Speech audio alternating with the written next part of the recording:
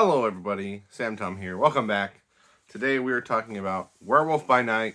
Not technically a movie, we'll get into it, but we're going to count it for my purposes. And before I get into it, I've been very upfront in the past about the fact that I'm a Marvel fan, specifically of the MCU. But if you think that means that I give MCU things a free pass, go watch my video on Thor Love and Thunder, because I do not. And the trailer for this, I did not... the trailer did not make me excited for this. I saw the trailer and I was like, I don't know what this is. This looks weird. I don't know.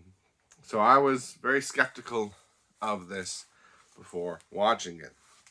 As I mentioned, it's not a movie. It's what they're calling a special presentation. I'm wondering if we're going to get more things like this. Obviously, we know we've got the holiday special coming up, but is that...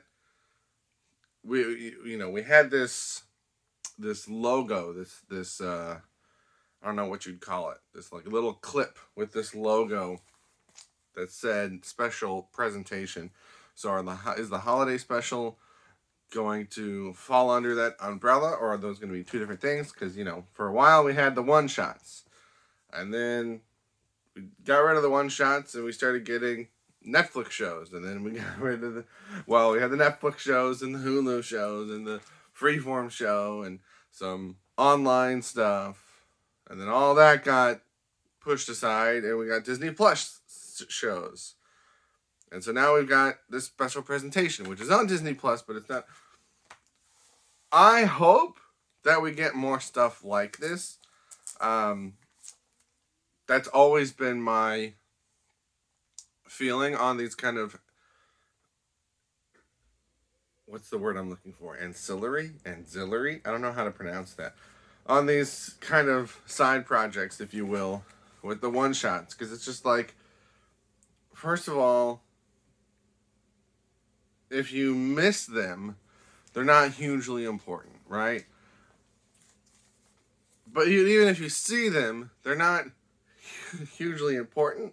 It's just little extra fun things for the people that really want to see how everything goes together, really want to see all the extra parts of this world. And so I really liked the one-shots when we had those. Wish we had gotten more of those. But I was like, I get it. They don't need to do those anymore because now they have, Disney Plus. But like, this whole evolution that we've gone through, even if I didn't like something in particular, I still want more. And I seem to be in the minority there, because so many other people are saying Marvel needs to do less, and slow down, and let people miss it, and blah, blah, blah, blah, blah. And I'm just like, no. The more different variety of things that it has, I think the better. I don't want the same thing all the time, but putting in more different things, I think, is a good thing. I think it really helps flesh out the world, and this is the first horror thing that we've gotten. So, my opinion of it aside, I hope we get more stuff like this, because I think it's good. There's a sousaphone in this. And I'm wondering if it's the first sousaphone that we've seen in the MCU. I'm going to have to go back and check Spider-Man No Way Home. Nope, Far From Home. The second Spider-Man. Because there's a scene in that where there's a band playing in a gym. It's like a marching band. So there might be sousaphones in that. But I don't specifically remember them. So is this the first sousaphone appearance in the MCU? I don't know why. I mean, I played the euphonium in college. So, like, I was in the tuba studio. And we had players during pep band games that would attach little firework things to their sousaphone bells, and we called it tuba fire, and they would shoot out of the bells. So the fact that this sousaphone was shooting fire was pretty cool. There's a fight scene at one point, and this is, I'm just taking notes, so I have things to say in these videos. This is by far not the only project to do this, but the guy's got the person he's fighting, smashes the head into a wall a few times, and then throws the person 20 feet away. This happens all the time. It's not just this, but I just wrote down, throwing people away from you is a very effective fighting technique. Because it always bothers me in movies. When you got someone, you're going to town on them, and then you throw them away so that they can escape. Minor gripe. We're going to get into spoilers here. So I'm I'm sorry, I'm very tired. I just woke up. I'm going to give you a minute. If you don't want it, I could not believe that this was kept secret. Or at least I hadn't seen it. Maybe some people had seen it, but I hadn't seen it. Spoilers in 3, 2, 1. Frickin' Man-Thing was in this. Great reveal. I'm so glad I didn't know he was in it. I didn't even see any speculation. I'm pretty sure Werewolf by Night debuted in a Man-Thing comic. Could be wrong about that, but I know they're related in the comics. So people have been talking about Man-Thing, and other channels like Mr. Sunday Movies. They're talking about the Man-Thing movie for their Caravan of Garbage. So maybe I should make a video on it. But totally was not expecting that, and the reveal with the claws coming through and grabbing him, and it's like they're old buddies. So good. I loved that. I loved that so much. Then, I don't remember anybody's name. Except Ted. I remember Ted's name. Was it John? I don't remember the main guy's name. The werewolf. The guy from Old. He goes in. Elsa. I remember Elsa's name. Thank you, Disney. They go inside this crypt. I cannot think of words today. I'm so sorry. They go inside this, building inside a cemetery where graves are. I don't think crypt is the right word. And they get locked inside. And I was just like, why does it lock from the inside? And it's not a hugely important part of the plot. They figure it out pretty quickly. So the fact that it's locked from the inside isn't hugely important. It's just that it does drive the concept of them two talking and becoming friendly. And, we kind of see how they think and how they plan and how they work together. So, in a way, it's a big part of the plot. Not the doors locking specifically, but the fact that they're locked in. And so I'm just like, is that common for those kinds of buildings to lock from the inside? Because you would think, no. You would think that you would not want people to get locked in there. Maybe it's just because the bloodstones are weird. I don't know. Okay. I haven't brought this up yet, but this whole thing is an homage to classic horror movies, which, I've done videos on the classic Universal Frankenstein, Dracula, Wolfman, and later this month I'll be doing Phantom of the Opera, Invisible Man, and Creature of the Black Lagoon. So I'm familiar with these, and some of them are fresh in my mind. So the whole black and white thing, other than the Bloodstone, I thought that was really, really cool. The title card at the beginning, very classic horror movie thing.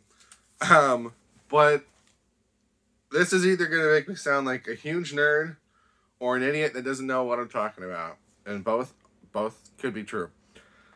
At one point, there's an icon that flashes up in the corner.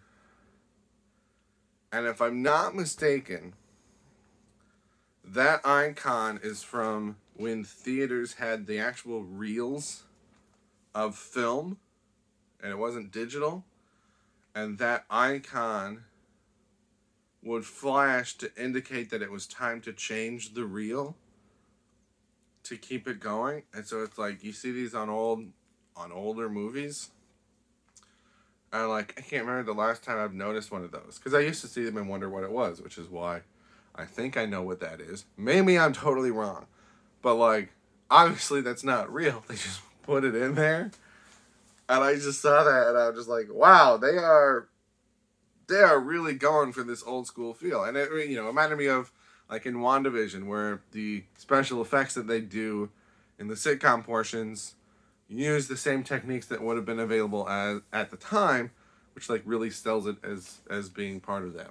So tiny little detail that I noticed and I appreciated quite a bit. Then I just wrote martial arts werewolf. Don't think I've seen a lot of werewolf movies. I covered 7 of them last year. You can go find them. Maybe I'll link them below. But I don't think I've ever seen a werewolf do martial arts before. But it's an MCU movie, so of course the main character has to be good at martial arts. How does a werewolf learn martial arts? Does he learn it as a human and then just still know it? I don't know. It was pretty fun to watch, though. And then I wrote at one point, I think when they were in the cage, I don't know if these notes line up, but at one point I just wrote, I really hope this doesn't become romantic between the main character and Elsa. Because I think, like Shang-Chi, there should be more movies where the main characters are a man and a woman, and they're just friends. And I think we need more of that, right? I don't hate when there's a romance, but like these characters who have never met each other before, who, are meeting under this weird circumstance of monster. I was just like, if they force a romance out of this, it's going to be paper thin. And they didn't, so bravo. So, Werewolf by Night, I enjoyed watching it. I don't think it was this amazing this amazing entry, but I'm more lenient on it. I'm more forgiving toward it than I would a normal movie for a couple reasons. Number one, it's free on Disney Plus, which I realize isn't free, but for me, it's very accessible. You don't have to go out to a theater. You don't have to pay extra to see it. It's right there. Number two, it's short. It's less than an hour long, including credits. And so I'm okay with it not having a lot of substance because it doesn't take up a lot of time. If it had been, there's not a lot of werewolfing in this, right? A man thing is in it, but there's not a lot of man thinging in it either. There's just a little bit, but it's just like a little snippet. It's not like the definitive Werewolf by Night story, right? It's not an origin. It's events almost in real time of one night. Just a little snippet, a snapshot of their existence. But the fact that it's just an hour, it almost makes it feel more like an isolated episode of a TV show that doesn't exist. But I'm okay with that because it's so short. And so I'm hoping that we get more things like this where we don't have to spend a ton of time going through their origin. We don't have to spend a ton of time talking about their rogues gallery. We don't have to spend a ton of time building up this huge story. It could just be like, you know what? Here's just a really fun character that we're just going to do a really fun story with. And then if it does well, then we can make a movie. Or then we can make a series or something like that. But like, I'm okay with just throwing things at the wall and seeing if it sticks or not. Speaking of throwing things at the wall, I'm assuming all those taxidermy heads on the wall are characters from Marvel horror stories that I'm not familiar with. And so maybe, again, that's just something that they threw in to see what got more reactions, so that if they do another Werewolf by Night thing or another horror thing other than Blade, that they know what audiences will be more familiar with, and so they know what they can put in there.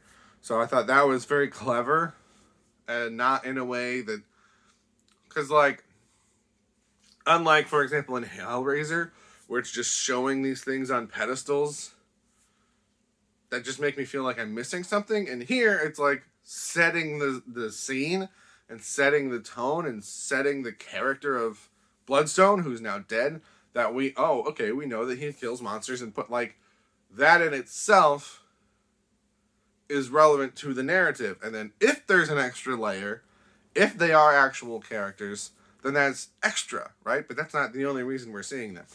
So I thought that was really well done.